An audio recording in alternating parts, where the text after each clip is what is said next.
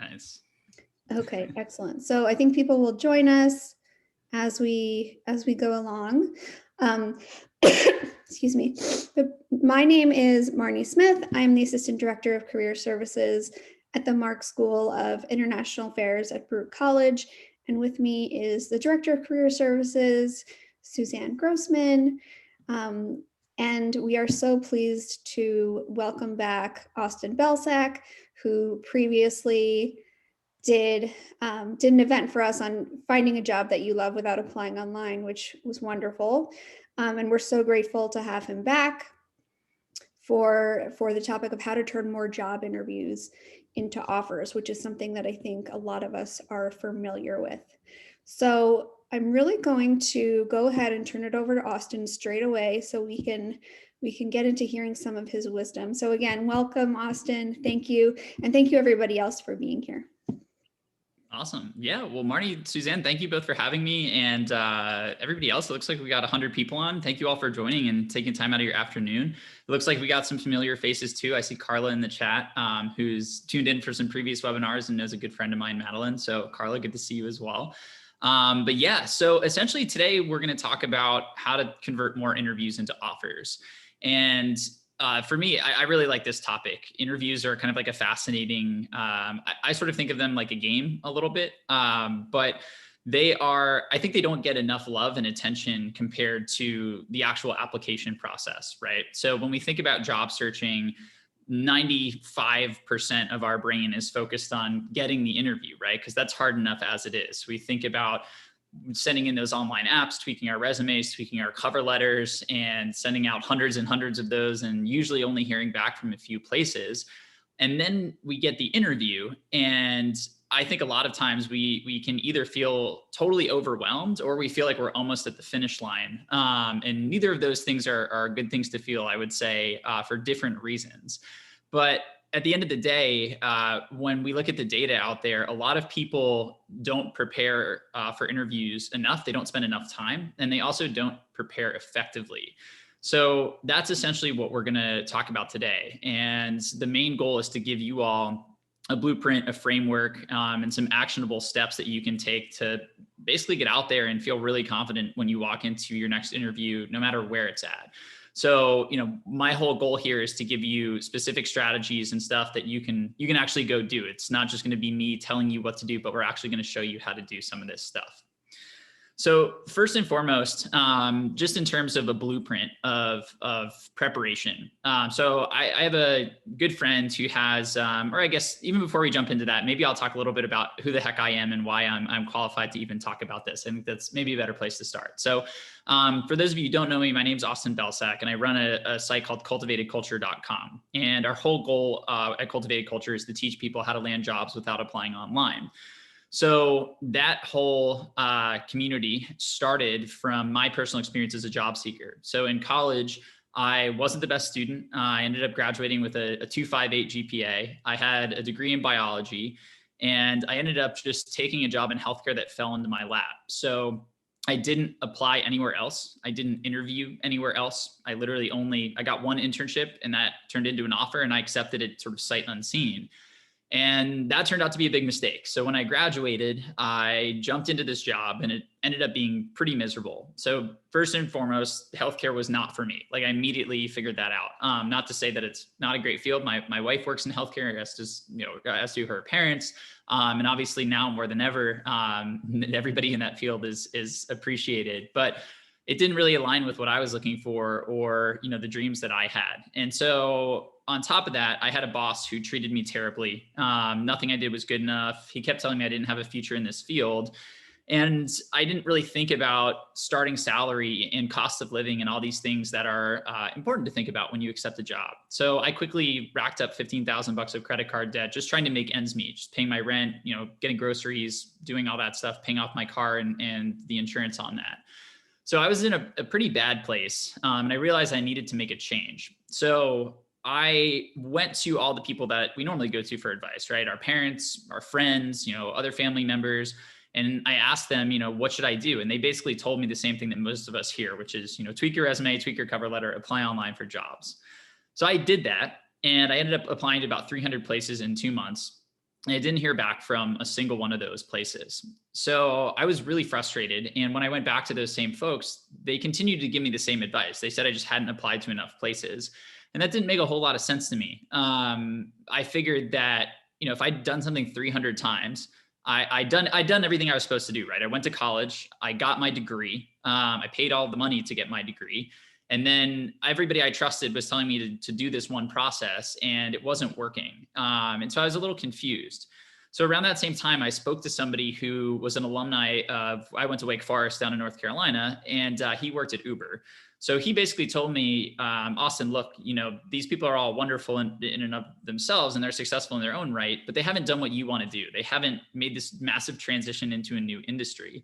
So if you want to make the jump, you need to find people who have done what you're trying to do, who are now working at a major tech company and came from a non-traditional background. So long story short, and this is kind of what we covered in the other webinar, so maybe we can share the recording after. But basically, I said, okay, let me dive into that. So I took a totally different approach. I stopped applying for jobs online, and I completely developed a new system that essentially allowed me to get in the door at these jobs through referrals, and also gave me an opportunity to illustrate my value in a different way. So I didn't have to rely on a resume or a cover letter. So if you want to read more about that system, I can hook you up with some resources. But essentially, that system allowed me to get in the door with Microsoft and Google and Twitter. So I ended up accepting the job at Microsoft. I worked there for 5 years. I just left in October to take this full time. And now Cultivated Culture over the last 5 years has grown to a community of, I think we have around 800,000 job seekers in the community now. So pretty solid base, but it's been a lot of fun because I've been able to test the system across so many people, right? And they all are coming from different walks of life. They're from different parts of the world. They have different passions and interests. They majored in different things. They're focused on different jobs and industries. And we've worked with people who are still, in college or still a student, all the way up to folks who are at the C level. So with that said, part of the ballgame for me was interviewing, right? So one of the things that I realized was that I probably wasn't going to be the most qualified candidate. I probably wasn't going to be the person who had the most experience or the best skills when I applied for these roles, at least on paper, traditionally, right? Because when we think of what employers look for, they're looking at the traditional qualifications. Where'd you go to school? What did you major in? Where did you intern? What classes did you take? What was your GPA? Things of that nature. And I knew I wasn't going to win out on a lot of that stuff because I had bad grades and I majored in something that didn't align with where I was looking to go. So I knew that I had to do what I could control. And the one thing that I could control was how much I prepared. So I essentially made a promise to myself that nobody was going to outwork me when it came to the preparation. I might not be the most qualified person, but I certainly was going to be the most prepared when I stepped into these interviews. So I'm going to make a point that is aimed at illustrating two things. The first is that you should always try to be the person who is more prepared than anyone else. But then also like the preparation that you put in for these roles, most people aren't putting in enough and they're not doing it effectively, as I mentioned before. So a friend of mine, she ran a poll on LinkedIn, and she has a lot of followers on LinkedIn. So a lot of people responded, and her question was essentially, how long do you spend preparing for interviews? And the vast majority of people came in and they said they spend less than 2 hours preparing for interviews, which is crazy. And then the next highest bucket was in the 3 to 5 hour category. So I'd love to hear from you all in the chat for your last interview. Like, how many hours did you all spend preparing for your interview? I'm super curious to hear. And then I'll share, for me, when I was interviewing at Google, Microsoft, and Twitter, I spent 20 hours minimum for each specific role. So I spent a total of 60 hours for each of those roles. All right, so we got some good stuff here. We have 1 hour, 8 hours, 2.5 hours, 1 day. Oh, awesome. All right. So most of what I'm seeing here is on what I would consider to be the lower end: 1 hour, 2 hours, 5 hours, some 10 hours. And so, my investment was about 20 hours. And I'm not saying that you have to do that for every single company, because we're going to work around that a little bit, but I want to give you a sense of what you need to do. So how did those hours break out? Well, first and foremost, the initial 5 hours that I spent were all focused on company research. Then the next 5 hours were focused on researching my interviewers, so the people that I would be speaking to. Then the next 5 hours were really focused on getting my answers in a crystal clear spot and making sure that they were concise. I had them memorized. I had good examples. And then finally, the last 5 hours were spent on something that I call a value validation project. That was essentially a way for me to illustrate my value that goes above and beyond a resume or my interview answers. I think a lot of us feel, especially, myself when I was job searching, I felt like I had a lot of value to share, but I felt like a lot of times it wasn't being recognized, or I wasn't really given the opportunity to share that value in the way that I wanted to share it. And that's really where the value validation project comes into play. So that's kind of the roadmap that we're going to talk about for the next 30 to 40 minutes or so. And then we'll break for some questions. But before we jump into that, there's sort of a golden rule of interviewing. And it is essentially, I think the best way to frame it up is that there are two halves to a great interview answer. And there's two halves to a great interview presentation, if you will, the way you present your answers, the way you present yourself, the questions that you ask. And most people do 50% of it correctly. Most people completely neglect the other 50%. And the other 50% is probably the most important piece. So the 50%, the half that people get correct, is that they do a really good job of talking about themselves, right? So they come in and usually the preparation is focused on you, right? Like, what have you done? Why are you a good fit for this role? What examples do you have? And all of those things are really, really important. But the harsh truth is, and I don't mean this to sound mean, but if we're being honest, the person who's sitting across the table from you and the person who's interviewing you, they don't really care about you at the end of the day. What they care about is how well you're going to be able to do the job that they have open. And then if they feel like you can do that job, then they begin to care about you a little bit more. So that sounds harsh, but that is essentially how the process works. So the problem is, if we only focus on ourselves, then we're missing the biggest part of the equation, which is showing the interviewer that we understand why they're hiring for this role. We know the goals, we know the challenges, we know the initiatives that they're driving, and we can speak directly to how we're going to make an impact on those initiatives. So the problem is, when we only talk about ourselves, we're essentially crossing our fingers and hoping that the hiring manager, the interviewer, can connect the dots between what we just said and their needs.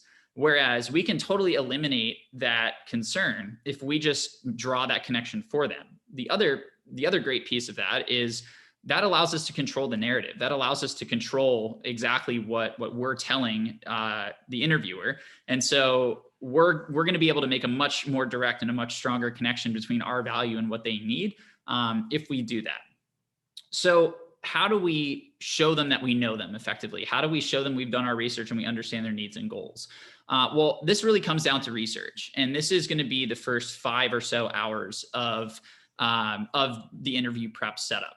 Now, something that you can do is prepare some of this stuff ahead of time. So we'll talk about that at the end. I don't want you to feel like you have to spend 20 hours for every company that you're applying to or you land an interview at. What I would say, though, is that for me, Google, Microsoft, and Twitter were dream companies for me. Like, I would have done anything that I could possibly do to work at these companies. So I was willing to invest that time. Sometimes there'll be a company that, maybe you're not as interested in. I hope you're not interviewing at too many places that you're not that interested in. But there are ways to kind of scale this up, and we'll talk about them at the end. But I do want to break out that blueprint so you get a sense of what it looks like, and then we can talk about optimization. So I'm just going to share my screen here, and then you all can let me know. Marnie, can you see it? I can see you, thumbs up. Sweet. All right, awesome. So the first thing that we're going to talk about is research. Now, what we want to do is we want to understand for these companies, we want to understand everything that I talked about. So where is this company at right now? Are they headed in a positive direction? Have they seen some momentum? Are they headed in a negative direction? Are they trying to right the ship a little bit? And either way, what are their goals for the next 6 to 12 months? What challenges are they facing? What initiatives are they driving to hit those goals or overcome those challenges? What does their vision look like? What does their culture look like? So there's a couple of ways that I like to research companies. And we'll start with some options for public companies, and then we'll go to some options for private companies. So first and foremost, one of the easiest ways to research a public company is just by listening to earnings calls. So if you're not familiar with an earnings call, Essentially, publicly traded companies every quarter, they have to come out and they have to speak to their performance over the last quarter. Here's what we did well. Here's what we didn't do well. Here's how much money we made. Here's what we're going to do moving forward. So this is essentially in 30 to 60 minutes, they're going to cover exactly what we're looking to find in terms of a high level overview of those initiatives, those goals, those challenges, et cetera. So let's just say, for example, we want to find the earnings call for Tesla. What we're going to do is type in Tesla investor relations. I'm really bad at talking and typing at the same time. So if I mess up, that's 100% what's happening. But you can insert any company here for Tesla. And what we're going to find is this type of page. You're going to see the company name and investor relations. And what we're really looking for is something about an earnings call or a webcast. So I do see a link here, but I'm just going to click through. And in this case, what we can see is essentially a history of their earnings calls. So the most recent one was on January 27th. And the cool part is we can listen to the webcast. You don't have to pay or do anything. There might be a sign up form. That's not for Tesla or any company to like capture your information and market to you. That's just an SEC regulation. They require the companies to capture the information or collect the information of the people listening to the webcast. But on top of that, they typically have a deck as well. So you can come in here and you can actually see, a lot of what's going on. So financial summary, operational summary, and then obviously, they're going to talk about company specific things, which for Tesla, vehicle capacity, core technology, et cetera. So you can actually learn a lot about a company through their earnings call. And the beautiful part is they're all recorded, right? So you can come back, you can re-listen. Many of them will have transcripts as well if you want to read instead of listen. But this is one of my favorite ways to get started. The next is a site called Seekingalpha.com. So again, this is for public companies as well. So Seekingalpha is sort of a marriage of, let's say like a Google Finance and maybe like a medium.com, if you will. So what you can do is type in a company stock ticker. And the great part here is that there's a news section and there's an analysis section. So the news section is exactly what you'd expect, right? It's news. It's objective things that are happening with the company. They are priced out of the new UK list for EV subsidies. That's not an opinion. That's just a fact that happened, right? So understanding the news is great, right? Because you know what's going on with the company. You understand, the most recent developments and issues and product launches and promotions and all that good stuff. But the analysis section is where a lot of the fun happens. So all of these financial analysts come in and they write essentially opinion pieces on the company or on the news rather. So, Bill up here is saying that Tesla has too much reliance on hype, but Peter is saying Tesla's your best bet for big near-term capital gain, and so on and so forth. So what we're going to see here is a lot of people sharing different opinions, right? Here's why Tesla is going to tank over the next couple of years. Here's why it's going to go to the moon. And what that's going to help you do is A, understand the different opinions that are out there, and then B, understand what your own opinion is here. So the beautiful thing about this is it helps you ask deeper questions, and we'll get to that. But essentially, when people show up to an interview and they're asking questions that could pretty easily be searched for or are fairly easily discovered just by doing your due diligence, those don't tend to stand out. Whereas if you come out with a question, maybe you're focused on the UK market and you're talking about, specifically, hey, I saw that, we're now priced out of the EV subsidies in the UK. Here's how, through my research, here's how we've handled it, in the US. Are we applying that same strategy to the UK, or are we adopting a new strategy? And oh, by the way, I have a couple of ideas. That type of question, gives you a lot more credibility than asking somebody, what a day in their life looks like at the office. So we want to sort of strive to ask deeper questions like that. Now, these are just two of the ways that I like to do this for public companies. For private companies, one of my favorite things to do is look up interviews with the founder. So let's say for Snapchat, we might type in Evan's name. He's the founder, and then we might type in interview. And what we can find here, and you can do this on YouTube, you can do this on Google or whatever search engine you prefer. You can swap out interview for podcast. And then what I like to do is change the duration here, not the duration, but the time that these pieces of content were published. I like to try to change it to the past year, use a custom range and do the last 6 months, just because I want to have the most recent information available to me.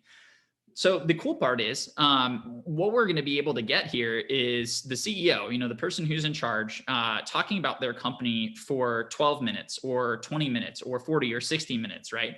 And it's not just interviews. We can listen to keynote speeches. A lot of companies have annual conferences. In many cases this year, those were virtual. And so a lot of those recordings are being shared publicly. But when you hear leadership talk about their company and their goals and their initiatives and challenges, one, you hear directly from the person who is making the decision. So that's a really big deal. The other thing is that you can hear the way they talk about them. So, you might have heard the phrase, oh, now you're speaking my language. Like, that phrase actually has some scientific backing in the sense that there's a principle called mirroring, and mirroring is something that humans do when they're building relationships, and we tend to mirror other people, and we tend to be closer or more open to building a relationship with somebody who's familiar to us. And that's where mirroring comes into play. So if you can show up to an interview and use the same language, use the same acronyms, or speak about things the same way, that's going to be really, really beneficial for you. And it's, again, going to give you a lot of credibility. The other thing I like to do here is, and let's see if this comes up, but I don't just want to stop at the CEO or only focus on the CEO, right? So something I want to look for is their leadership team. So in this case, I can see I may want to do a little more due diligence than just looking at the snippet on Google here. But I can see that, Rebecca is their chief accounting officer, and Julie is their chief communications officer, and Jerry is their SVP of engineering, and Michael's their general counsel. So if I wanted to be a lawyer that worked for Snap, yeah, I'd want to listen to Evan, but I also probably want to go check out what Michael is saying. Or if I want to be a software engineer, maybe I want to go see what Jerry has to say. So it's important to go listen to interviews and try to find information on people who are also aligned with the vertical for the role that you're targeting as well. And then on top of that, there are a couple of other ways, and I don't want to get too confusing with the screen here, but a couple of other things you can do to research companies are try to get out there and understand more about the product and how customers are receiving it, right? So let's say for Snap, for example, we could go to the App Store and we could look through all of the reviews for Snap's app, and we could see some of the reviews that are coming in, positive and negative, right? Maybe reading those, let's say 2 to 4 star reviews to get a more accurate understanding of where there are some actual pros and some actual cons, instead of people just like blowing them up with 1 star or 5 stars, because they had a really bad experience where they're just kind of, mailing it in. Those tend to reveal a lot of information. The other thing you can do is get out there and watch tutorials, right? So if this company has a product, they probably have some videos, or there's some third-party videos that will allow you to understand the features, and especially, if you can do that in comparison to some competitors, that always tends to play really, really well. And then my favorite is actually getting out there and surveying customers. So this isn't possible everywhere, obviously, but if you have the opportunity to survey folks who use this product, or might be just in the demographic of, being a potential customer, you can ask some great questions. Some of my favorites are, one, what do you love about this company or this product? Or based on what you've heard, what sounds interesting about this company or product?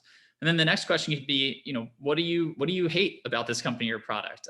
Or asked another way, if you could wave a magic wand and change anything, what would you change, or what would you add to this product?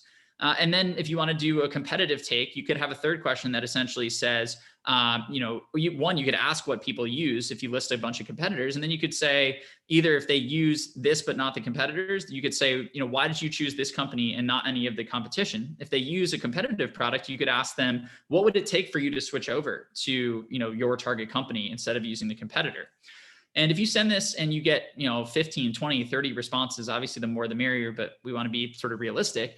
That's going to give you a ton of information on what the customers are saying, which at the end of the day is really what most companies care about, right? That's the core of any company's business, is getting people to take money out of their pocket and put it in the company's pocket. And they're not going to do that unless they're happy, and unless they feel heard, and unless the product is constantly adapting to align with their needs, right? So this is one of the best ways or all of these are some of the best ways to research companies on top of your normal stuff, right? You want to read your news articles. You can check out their social media feeds.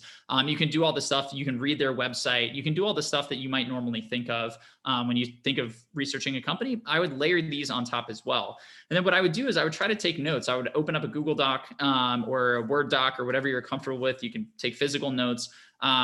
but try to write down everything. And then what I want you to do is think about 3 ways that you could potentially add value to this company. So is there something that was mentioned or something that you learned that you feel like you have an idea for, or you could potentially do some additional research and you could offer up some solutions, ideas, or feedback?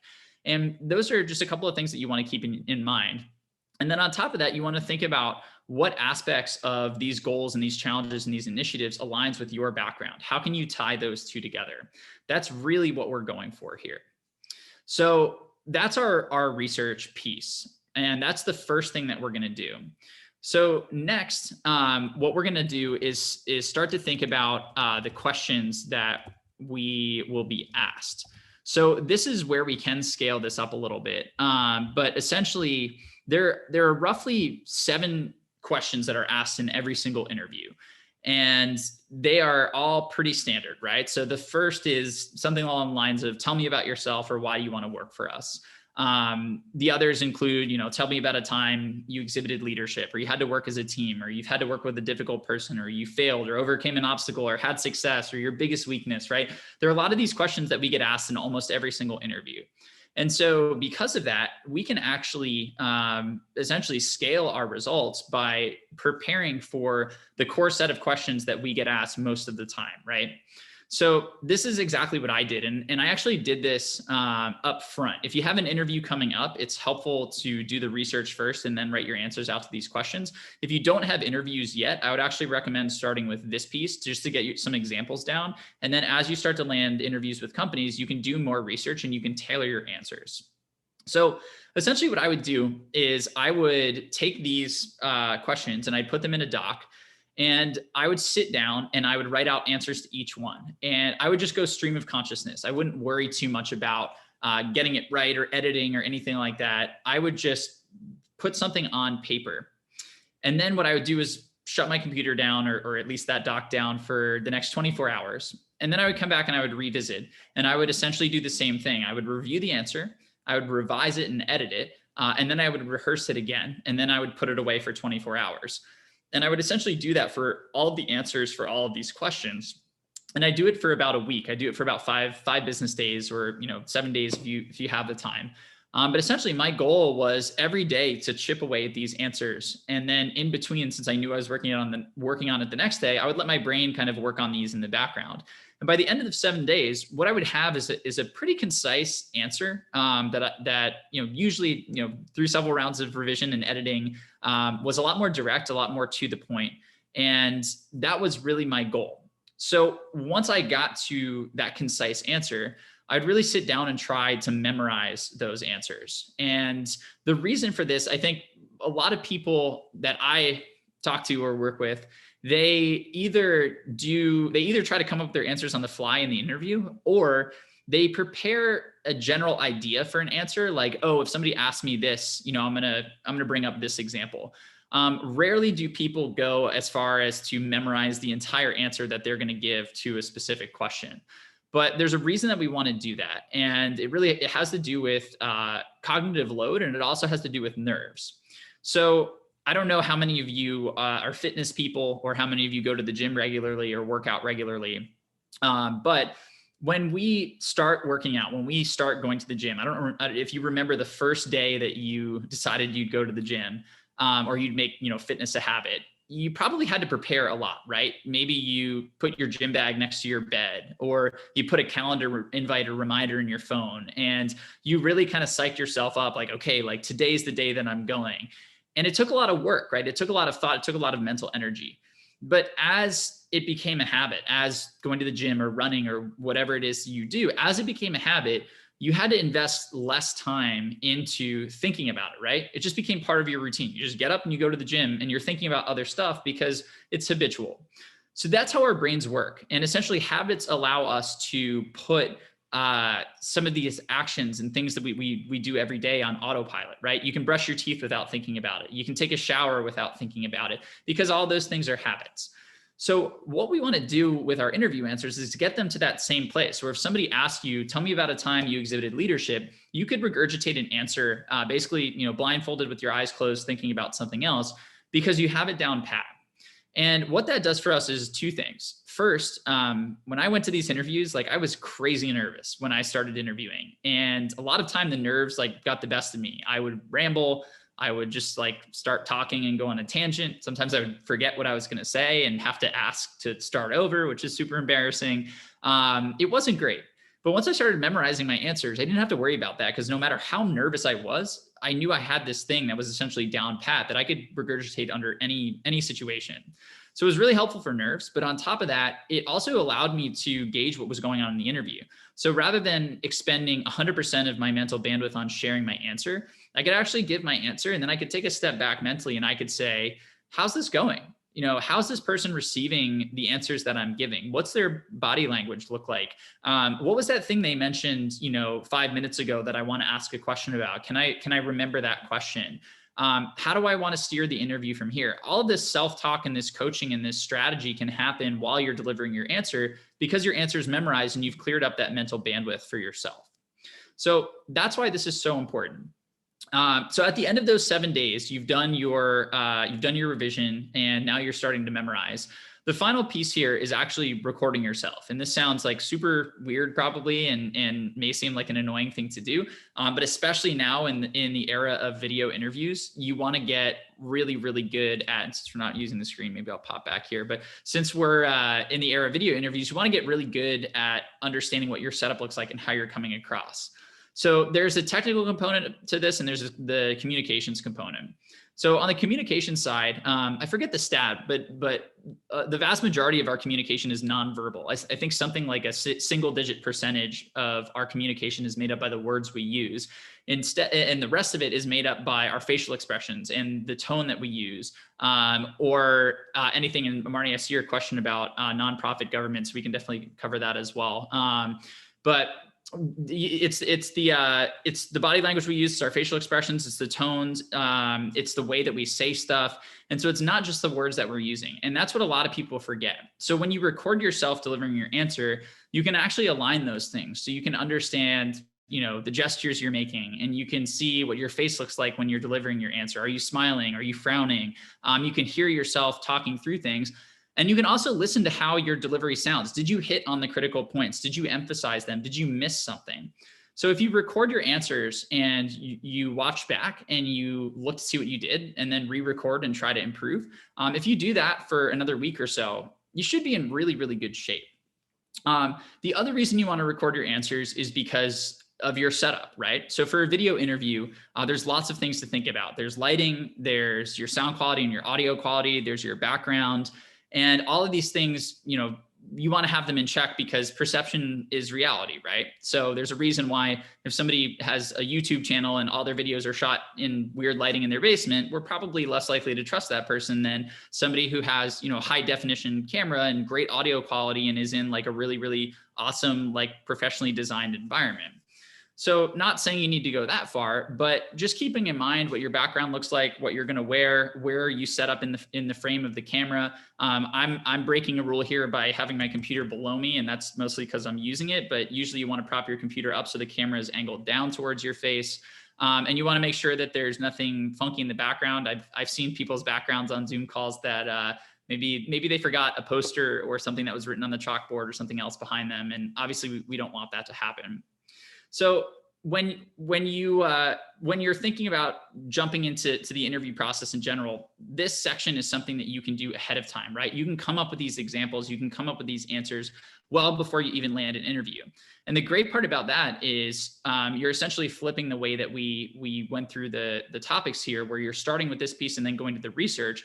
But the great part is you really cut down on your interview time. So I mentioned the 20 hours, you can really shave that down to 10 because you're really just focused on doing the company research, researching the folks that you're connecting with, and then putting together the value validation project. You don't have to think about your examples or your answers because you already have those ready to go. So that's something that anybody can do starting right now. You don't have to wait till you get an interview in order to make this happen. So then we get to the actual interview itself. And this kind of dives deeper into the types of answers that you want to give. But it goes back to the golden rule we talked about, which is not just talking about yourself, but you also want to show the person on the other side that you know them, right? So there's a couple of pieces to the actual interview. There's the small talk at the very beginning. There is the Q&A section where, the interviewer is asking you questions. Usually it's behavioral questions and then maybe some role related questions. There's could be some technical stuff or, some case studies depending on what you're going into. And then there's the Q&A section where you get to ask questions, right? So the thing about the setup here in psychology, there's a term called the serial position effect, or it's not a term, it's a principle. And essentially what it states is that when we have a series of events, we tend to remember the first event and the last event in the series best, right?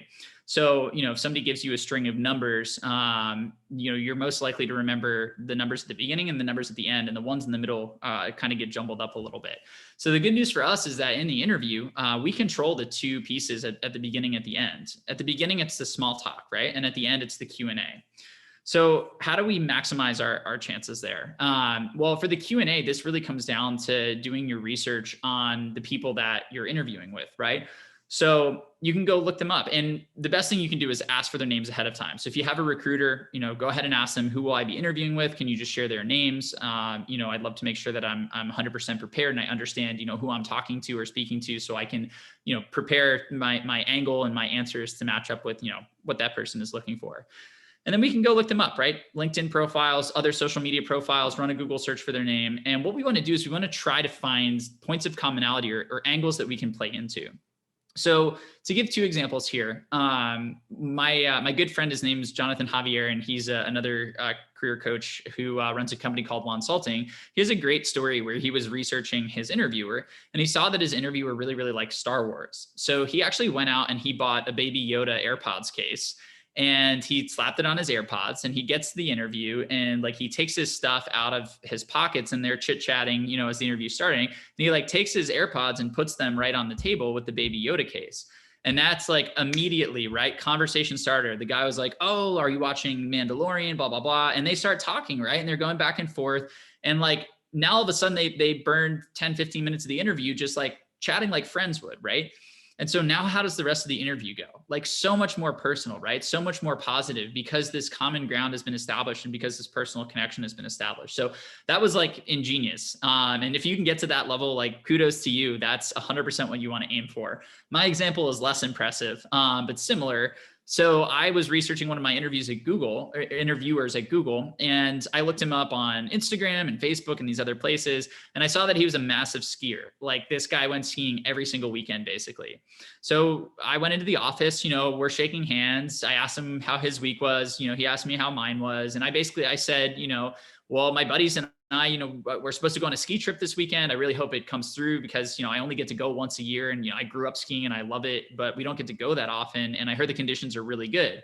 And immediately he was like, "Yeah, well, where are you going? What mountain?" And then I told him, Mount Snow up in Vermont. "Oh yeah, I've been 3 times this year. It's been awesome." But same thing happened, right?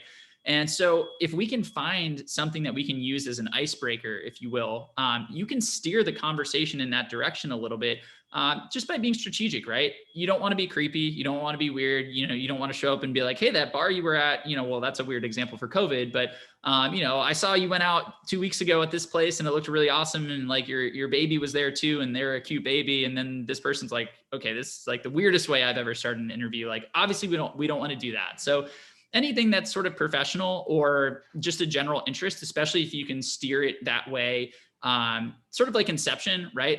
Jonathan put the case on the table and the other person started the conversation, or I just mentioned the ski trip and then he dove in. That's the way that we want to tee that up. But if you can start the conversation off on that note, that's such a huge win, because that's something that they're going to remember, both because one, it's memorable, but two, psychologically, it's that first event in the series. So then we're going to dive into the questions, right? The Q&A. And the big thing that you can do here is when you come up with your answers and when you're talking through basically when you're having the conversation, you don't just want to give your answer and stop, right? You don't just want to talk about yourself, but instead you want to make it a conversation. You want to make it a two-way street. You also want to show this person them, right? So how do you do this? Well, from the very beginning, one of the first questions you're going to be asked is something like, "Tell me about yourself," right? Why do you want to work here? So the biggest thing that you can do is get specific, right? When I was interviewing people for our team at Microsoft, I had a little test, and basically anybody who came in and anybody who came in and gave an answer where I could swap out Microsoft for another company and their answer made sense, to me, that wasn't a good answer. So if they came in and they said, I asked them, why do you want to work at Microsoft? And they say, well, Microsoft is a really innovative company. They're leading the tech space. And, the CEO has done amazing work with the culture here. And I love his vision for the next 5 years. And I just want to be a part of a team, that values their employees that way. Well, I could swap out Microsoft for any other major tech company, and that answer would still make sense, right?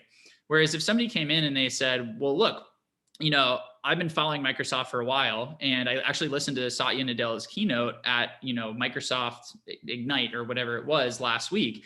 And he specifically said that, you all have this challenge, and overcoming that challenge is going to be key to growth this year. So in my background, here are a couple of projects that I've worked on that directly align with overcoming that challenge. I achieved X at this company, I achieved Y at this company, and I've been looking to, take it to the next level. And I think this opportunity at Microsoft is the place to do that. On top of that, I've spoken to X, Y, and Z people on the team, and I've really enjoyed talking to all of them. I think the culture here is such a good match for what I'm looking for and also what I bring to the table. And so that's why I'm really excited to be here. You could not swap in another company into that answer and have it make sense, right? So that's such a great litmus test for all of your answers that you give. And then on top of that, for every other answer that you share, you always want to tie it back to what you know about the company. So if they say, tell me about a time you overcame a challenge, instead of saying, well, at this last company, this became an issue and I solved it for Y, and that was that. Next question. You kind of want to share and say, yeah, I'm really glad you brought this up, because in my research for this role, I realized, or I learned that, Microsoft is facing this particular challenge. So let me tell you about a time where I overcame or helped my company overcome a similar challenge. So here was the setup, right? And then you walk through the setup, you share the results, and then you say, does that sound like it's the direction that you all want to head when you're thinking about solving this specific challenge at Microsoft? And so a couple of things happen with that type of answer, right? First, I'm essentially, showing them that I understand the problem and that I've solved for it before. But then second, I'm inviting them to basically take that convo and run with it by asking them, is that aligned with where you're looking to go? Now I'm shifting away from the typical, behavioral Q&A, and I'm creating more of a consultative, personal conversation. And so I always want to do that. With every answer, I want to try to spin it back on them and show them I know what they're interested in and what they want. And I want to try to steer the conversation towards that instead of just being, a rigid Q&A where they're asking me the same boring questions, right? So then finally, we have the question section at the end where we get to ask questions. Now, I know a lot of people actually end up skipping this section, which is the biggest mistake that you could possibly make. Asking, semi-obvious questions is way better than not asking any questions at all. But this section should really accomplish two things. One, it gives you the space. If you have outstanding questions or you want to learn more about the culture, or there's something that really matters to you, like you should bring it up. If you're not sure what the maternity leave policy is, let's say, and that's something that you're thinking about down the road. I just turned 30, so these are the things we think about now. But that's something that you can ask about, right? If it's not available on the website, or if you want to know something like, hey, what's my chance of getting into stretch projects? A question you could ask is, hey, when's the last time you worked on a project that didn't fall within your job description? And so we can ask these questions that get to the root or the answers that we want, right? That we need for us to know that this is a good fit for us. The second thing that this section does is it allows us to show again that we know what we're talking about and how we can deliver value. So asking smart questions like, and showing that you've done your research, right? So more of the same, I was listening to this keynote, or I was listening to this podcast that the CEO was on, or I went and, in preparation for this interview, I surveyed 10 of your customers and they all had this one issue. How are you thinking of solving for that issue? These types of questions show, again, that you've done your research, that you're really invested, you know where they want to go, and you're trying to get more information to understand how you can make an impact. So that's what I would really focus on, is asking questions that are really focused on the role. And then also, if you need to get more answers or information, asking those questions as well. If you run out of time, don't ever be afraid to say, hey, I had a couple more questions. Do you mind if I email you after the interview? That's totally fair game. And most people will say yes. But a big mistake that I made when I was starting out is that we would run out of time and I wouldn't ask any questions, or I would only ask one question. And then I would feel like I didn't make the impact I wanted, or I didn't get the info I needed. So don't be afraid to do that. And then in that vein, there is one more thing I want to talk about briefly that you can do. But in that vein, when you leave your interview, always make sure to get your interviewer's email address and always send them a thank you note. Surprisingly, most people don't do this, even though it seems like the easiest thing to do. And it is. I think the most recent data I found said that in the ballpark of only 25 to 30% of people actually send thank you notes. And shocker, 80% of interviewers appreciate getting them, which is, it's so obvious, right? So make sure you get their email and send them that thank you note. So then finally, the last thing that you can do here, which is essentially like my silver bullet strategy for the job search, is put together something that I call a value validation project. So I alluded to this earlier on in the session, but essentially one of the things that I was so frustrated by was that I knew I had all this value that I could bring to this role, but I was constantly told, we went with somebody who had more experience or who was a better fit, or, whatever the line was. And I was so frustrated because I felt like my value just wasn't recognized. So what I started doing was putting together these pitch decks, essentially, that allowed me to showcase my value in my own words, on my own terms, so that I could control the narrative. And what ended up happening was that when I did my research ahead of time and I found good ideas to share, good solutions to share, good things to share, that actually became the focal point of the conversation. So with our goal of getting to, that more consultative approach and standing out and really becoming memorable, this was such an awesome tactic. So I'm just going to share a quick example of a value validation project here for actually a student that I was working with. She wanted to get a job at Microsoft in their rotational marketing program. So we sat down together, and this was back in October of 2019. We sat down together and we said, okay, which of Microsoft's products could use some marketing magic? Like, which could use a little bit of love? And at the time, Teams was the most obvious answer. Like, Slack was really dominating the market, and Microsoft had launched Teams, but it wasn't quite growing as much as they'd hoped that it would. So we said, what if we focused on Teams? And then she went out and she did all the research we talked about. She listened to earnings calls, she downloaded Teams and started using it. She surveyed a whole bunch of users, not just of Teams, but also Slack users, to get sort of that competitive angle. And through all the information that she sourced, she came up with 3 solutions. So that's what she titled her deck: 3 opportunities to gain market share for Microsoft Teams. And she totally branded this to look exactly like a Microsoft deck, right? It has the Microsoft logo. It's using the exact Teams purple. It's using the exact font that Microsoft uses with all of their, branding and marketing and communications. And then she has her first and last name, and obviously I anonymized it, but her LinkedIn, her email, and her phone number here. So she tees up the deck with a quote from Satya talking about, here's what I think about Microsoft Teams. And what this is doing is essentially setting the stage, saying, hey, these ideas just didn't, happen in the shower, but these are really rooted in something that your CEO actually said. And then even more compelling, in my opinion, she went and found an article that compared Slack and Teams. And so at the bottom, I don't know if we can see because it might be a little small, but essentially the article said Slack's challenge is getting people to pay for its service. Microsoft's is getting people to love its service. So how do we get people to love Teams? That's kind of the theme that we dialed into.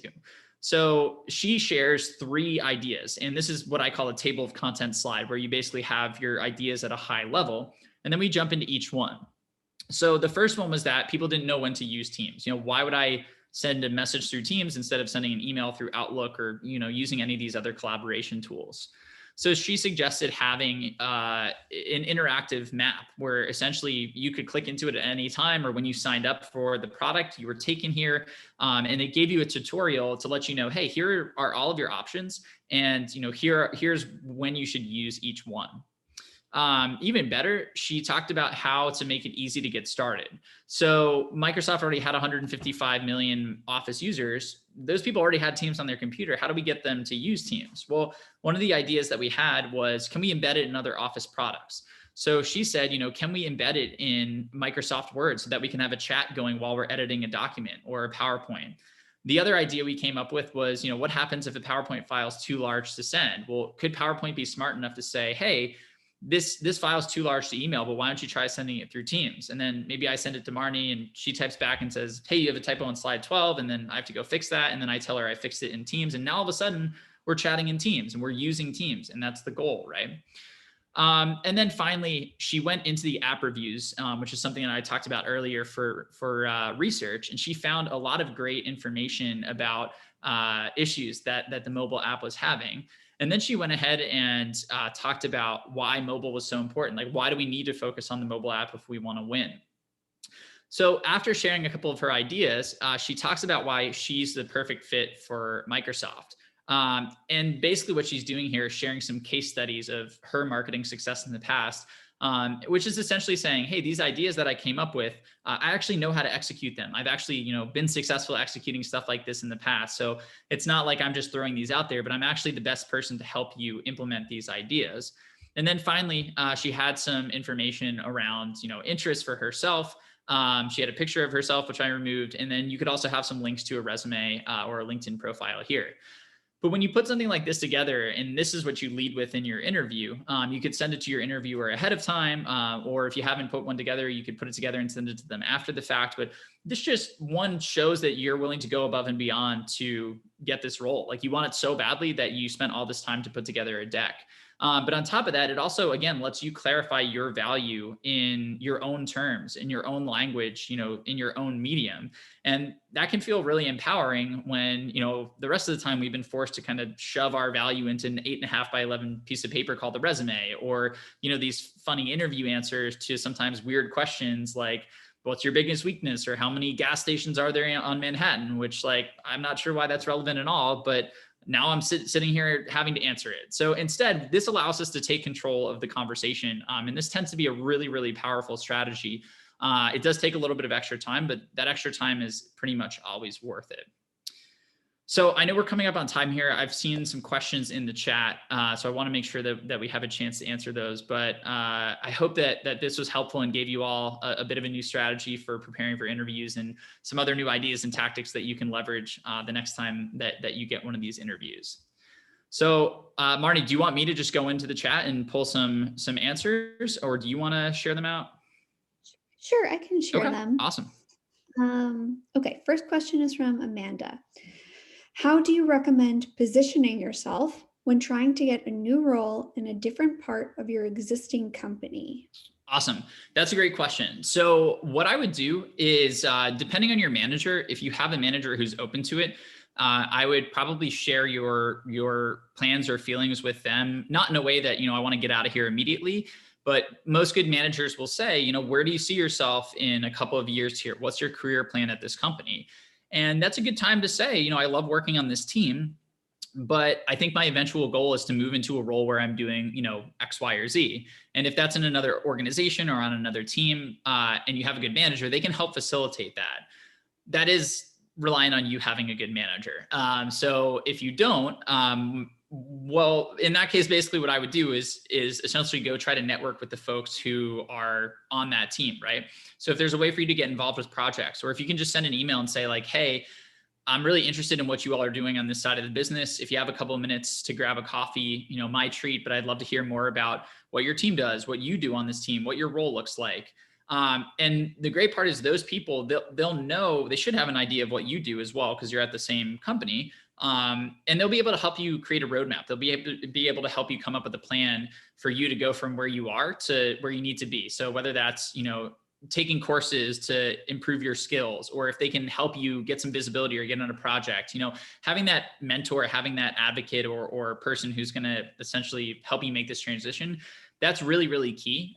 Because, yes, you have a bit of an advantage being an internal employee, but if you have somebody who's going to help guide you along the way, that tends to be what makes it really, really effective. So I would focus on just reaching out to some of these people, asking them for a 30-minute meeting just to learn more about what they do. And then in that meeting, try to come up with, try to open the door for a follow-up. Is there an action you can take? Is there a course you can take, a call you can join? Is there something you can follow up on so that you can keep the conversation going with that person? Okay, great. Thanks, Austin. For sure. Okay, next we have a question from Alex. I really love this question. I'm having trouble getting past the first round for roles where I am heavy on transferable skills, but light on direct experience. For example, business development background applying for nonprofit fundraising. Mhm. I am concerned that I'm not advancing because I'm not getting an opportunity to demonstrate that I can, in fact, apply those skills. How do I tease that out in an interview that often does not get to that level of detail? Yep. Yeah. Fantastic question. So this is where the value validation project is like so powerful, because again, it allows you to take control and it allows you to show this person the transferable skills instead of just telling them, right? Actions speak a lot louder than words. But the other thing that I would do is I would own this objection as early on in the interview as you can. So typically this could be when somebody asks you to tell them about yourself, or when they ask you, why do you want to work here? So for me, I'm transitioning from healthcare. That's what my background was in, and I'm going to tech, right? So I had to deal with something pretty similar. So instead of trying to kind of work around it or wait for somebody to create the opportunity, I just brought it up head on. So when somebody said, tell me a little bit about yourself, or why do you want to work here? I would just say, look, if you saw my resume, or if you looked at my LinkedIn profile, you may notice that I don't have a ton of traditional experience in this industry, right? But that's not that's not indicative of a lack of capability. That's just simply a lack of opportunity, right? And that's why I'm so excited to be sitting here with you today. So just to illustrate, here are the things that I've been doing to build experience. And then I would go into the stuff. So for me, I was freelancing, and I had taken courses on digital marketing. I had essentially gone out and gotten certified in a bunch of things that are important for the industry I was trying to get into. And then I started freelancing my skills. And so I would start talking about those specific things. And what I was essentially doing was proactively saying, look, you may have this concern. Let me tell you why it's not a big deal, and let me show you why I'm invested and why I want this role more than anybody else. So if you can bring that up early on in the conversation, and then you have a value validation project prepared, because that's the other thing I would do. Like for Microsoft, I put together a deck that showed them, through the freelance experience I did working with a lot of small businesses, which is what I also did when I worked at Microsoft. I showed them, a couple of ways that I worked on Bing, the search engine. I showed them more ways that Bing could chew up more of the market share and eat up more dollars from Google, having worked on both platforms with a lot of the clients that they were hoping to get in with.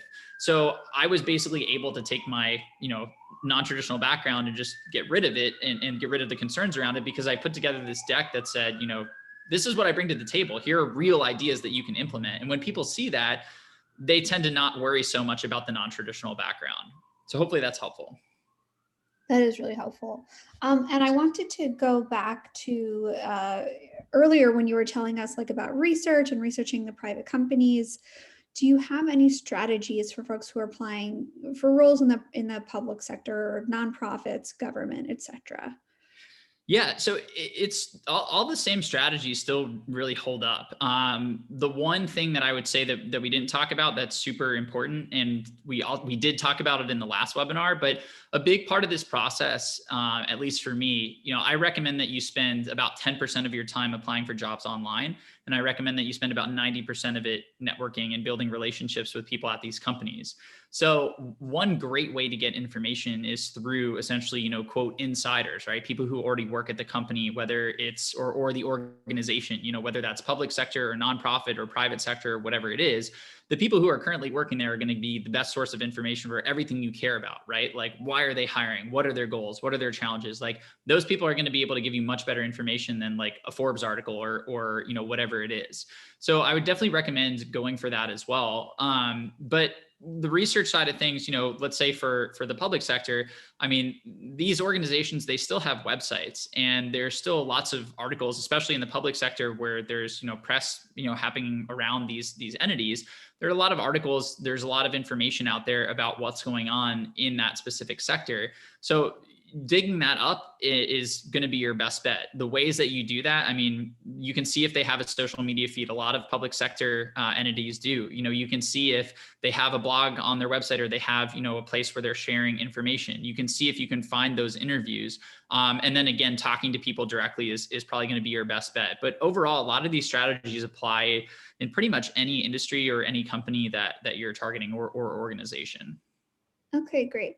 So I know we're at 101, Austin. I'm wondering if you have time for a couple more questions. I do. And there's one that was sent to me via direct message that I want to answer. Okay. So we can keep the name anonymous because it did come through DM.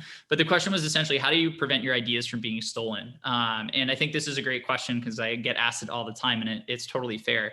So this was in reference to value validation projects. How do you prevent a company from stealing your ideas and just not giving you the job, right? Or what happens if you spend all this time and they just take them and run with it? So here's how I view this, and really the math tends to work out pretty well. I have a LinkedIn post on this, and let me see if I can pull it up so that if I can pull it up in 5 seconds, I will, and if not, I'll talk through it. But just give me 1 second. I think this is it. And sorry for spending a little extra time. Nope, this is not it. Okay, cool. So let's say that you're interviewing at 4 companies, right? And you have, I don't know what's going on outside, by the way. I don't know if you guys can hear that, but I'm sure you're all used to it with the sirens. Let's say you're interviewing at 4 companies, and a value validation project takes you, let's say, 5 hours to put together for each company, right? So we're looking at 20 hours worth of time for 5 hours per project for each company. And when you look at the amount of money that you stand to make, and I'm going to try to do a lot of math here on the fly, and I'm probably not going to get it all right, but I hope the point comes through. You stand to make, when you switch companies and you go into a new role, you stand to make an extra 10 to 20% on your salary, right? So let's say that you make $50,000 a year. So that's anywhere between $5,000 and $10,000 that you potentially stand to make from this new job, right? So you're spending 20 extra hours on 4 value validation projects that are 5 hours each. So let's say that 3 of the companies take your ideas and steal them, right? They run with them and they don't hire you. They go with somebody else, and you spent 15 hours total on all these value validation projects. That's really frustrating, right? But then let's say the 4th company recognizes your value and they see past your non-traditional background or whatever it is, and they decide to hire you, and you end up getting, let's say it's the bottom end, $5,000, right? So you get a $5,000 raise, and you spent a total of 20 hours putting together that information, right? So I'm trying to do it off the top of my head, the hourly rate. But if you look at that hourly rate, it's really, really substantial. And also, if you look at the hourly rate versus the amount of money you're being paid in this new job, the amount of money that you're making just by putting together the value validation project is so significantly higher. So if you want to run the numbers on your own, you can definitely do that. But essentially, you stand to gain so much from a new job, right? Like, you stand to gain a better salary. You stand to gain a step up in the workforce, right? One notch higher on the ladder. You're hopefully working at a company that you enjoy more, with a manager who you like, and a team that you like, and a company that supports you and your values and gives you a trajectory for growth. And so, spending 20 extra hours and having 3 companies steal your ideas, in my opinion, is usually worth it, both from a financial and from just like an emotional perspective, when you look at what you stand to gain across all those avenues. So for me, what it really came down to was, if I wanted this job, and I hope that you're only really going after jobs that you want. If I wanted this job, I wanted to make sure that, like, when I put my head on the pillow at night, like, I did 100% of what I could do. And if that meant that there were some risks, like being told no, or having a company take my ideas or whatever, I was willing to take that risk because the upside was so much larger. And also, I knew that, I didn't want to be on the other side of the coin where I got rejected. And then I said, what if I had put together the value validation project? Would I have gotten the job? I don't know, but maybe. And that's like lingering in my head. That's like eating away at me, right? So in the job search, I always would do 100% of what I could do. And I only focused on companies that I was like incredibly pumped to work for. And when you have those 2 things, the amount of hours that you spend on a value validation project is totally worth the work that you put in, because there's so much to gain. So there's my answer. I have better numbers, and I should have pulled that up beforehand, but I appreciate the question. So yeah, we can do a couple more as well, because I know I took a while to answer that. Okay, that's great. And you can always send me that article, because I'm going to send everybody a follow-up, and I can put the For link. sure. Okay, so a couple of questions that people have had about the value validation project. So let's say you're going to an interview where there's no presentation component. How do you kind of fit that into the interview? Is it something you would send to the interviews beforehand?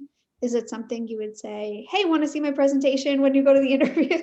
Like how would you handle kind of making the time for your presentation in the interview?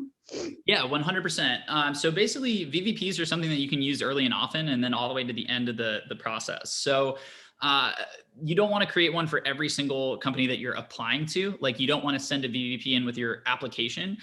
My two criteria are: one, if you have some sort of connection at this company. So either they invited you for a formal interview, like awesome, that's great. Or you have a conversation with somebody who you think would be an advocate for you, who would be a referral. I'm going to go ahead and probably put together a VVP for that situation as well. But I'm not just doing it for like any company that I apply to. That's a lot of time, and there is like a limit to, you know, how many hours we want to invest. So starting early is great. Now, if you do it before the interview, if you have that option, what I like to do is email it to my interviewer with just about enough time for them to see it and maybe glance over it, but not enough time to go through it with a fine-tooth comb before I'm able to speak to it myself. So, you know, if I had an interview at, let's say, like 9 a.m. tomorrow, maybe I send it to them at like 3 p.m., 4 p.m. today. Or if I had an interview at 4 p.m., maybe I sent it to them like earlier that morning, 9 a.m., 10 a.m., something like that. And then what I can do is show up to the interview and say, you know, hey, did you get a chance to see that presentation? Maybe I'll try to wait for an avenue for it to make sense. You could bring it up in the beginning, you know, tell me about yourself. Well, here's who I am. And by the way, here are these ideas I put together. Do you mind if I share my screen? Or if they say, you know, tell me about a time that you overcame an obstacle. Sure. You know, I actually know that your company is facing this obstacle and I came up with a few ideas. Do you mind if I share my screen? So offering to share your screen, hopefully the person will have seen it and maybe they proactively mention it too. That's a very common scenario. But finding that avenue or that opportunity where you can then share your screen, that totally changes the dynamic of the whole interview, because now you're basically controlling the conversation, which is awesome. That's exactly what you want to do. If you don't get to it before the interview, totally fair game to wait until after your interview and just spend some time putting it together. And then you can use it as a follow-up. So maybe you spend 4 days putting it together after your interview. Follow up with those interviewers who you already said a thank you note to and say, you know, hey, I really enjoyed our conversation, especially, you know, the piece on this challenge that you mentioned. I spent the last couple of days putting together, you know, some ideas around those challenges and how, you know, I think that I could make an impact. They're attached here. Let me know what you think. And now you get it back to those people that you already interviewed with, and you also have it prepared for, you know, the interviews that are coming up. So that's typically how I recommend leveraging it. And if, you know, it's the final round or whatever, and you already had your interview and you still haven't put one together, and again, this is like an absolute dream company, you can still put it together and send it in. It's never really too late. But VVPs really set you apart because nobody else does them, and they're such a good way to illustrate your value. So they can pretty much be used throughout the process. Okay, great. Let me just ask you 2 more quick questions. Yeah, for sure. Okay. So how do you manage an interview where the interviewer talks most of the time and doesn't give you a lot of time to talk about yourself? There isn't much that you can do, to be honest. And I actually usually say that an interview where the other person does most of the talking is typically a good interview. That's what I try to do. So one of the principles I talk about when I like coach people through interviews or whatever, we talk about conversation ratio.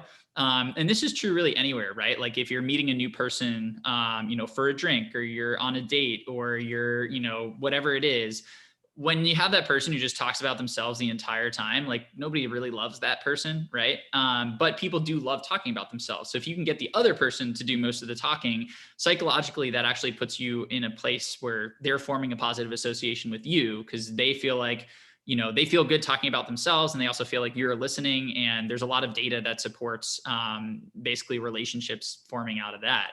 If this person is doing most of the talking and they're just like blabbing on, there isn't really much you can do. You're in a tough spot, because if you interrupt them, you know, they're not going to be super happy about that. And if you try to redirect it, they're also not going to be super happy. So you really have to just do what you can in the interview, and then try to do what you can outside of the interview. So again, value validation project works really well here. So if you don't get to, you know, convey your value in the interview and you put something together outside of it, then you can come back and say, I really enjoyed our conversation. You know, there was one thing I wanted to mention, but I really enjoyed what you were talking about so much. You know, I didn't want to interrupt the flow. So I figured I would put it in a deck, and I'm attaching it to this email, you know, take a look. That's really all that you can do. It is a bit of a sticky situation. But the other thing that you can do is just egg them on, right? So you can keep asking questions and make it seem like you're super interested. If you know that it's like a lost cause, like nothing, you're just not going to be able to talk about what you want to talk about, Like you might, if you can't beat them, join them, right? So they're talking blah, blah, blah. Oh my God, that's so interesting. So like, how'd you deal with that? So on and so forth. And just put them on a pedestal, right? Make them feel awesome. And like, that's the best thing that you can do. Cause weirdly, a lot of times in the job search, unfortunately, like it's not always the best candidate who gets hired. Like interviews are weird, right? Like I could be a terrible employee, but I could be an awesome interviewer and I could win so many jobs because of that. And that's because the interview nothing that we do in an interview translates really to what we do in a job, unless you're in maybe sales, or maybe a couple other industries. So for the most part, there's great interviewers and then there's great employees, and sometimes they're not always the same. So the best thing that you can do is just try to be a great interviewer, like build that person up, ask them questions, seem really enthusiastic, and then go home and like take a nap or do whatever you need to do to like let that kind of wash off you, and then move on. Yeah, that's great advice. Thank you.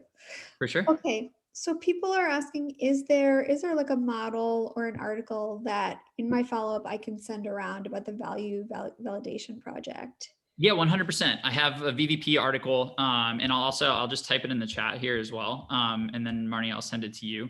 And I have a couple of articles that talk through a lot of the process that we covered today. So I have a prep one, I have some questions and answers, I have the value validation project one. So I can send those all to you, and then I can send the financial justification for putting together the value validation projects as well, so you have it. Okay, excellent. And if folks have more questions, can they reach out to you on LinkedIn or email you? Yeah, absolutely. So here's my LinkedIn, and then here's my email. And I'm a lot better on email than LinkedIn. My LinkedIn inbox gets a little clogged up. So feel free to shoot me an email, and I'm totally happy to help. Okay, amazing. Thank you so much, Austin. And thank you also for going over time with us. We really, really appreciate it. We always love having you. You give us such great advice and wisdom. Yes, please. I see lots of thank yous coming in the chat. Please join me in thanking Austin. And Austin, of course, thank you. We hope to see you again soon. And we wish everybody will stay healthy and stay safe and not get rained on today. Love it. Thank you so much. See you guys later.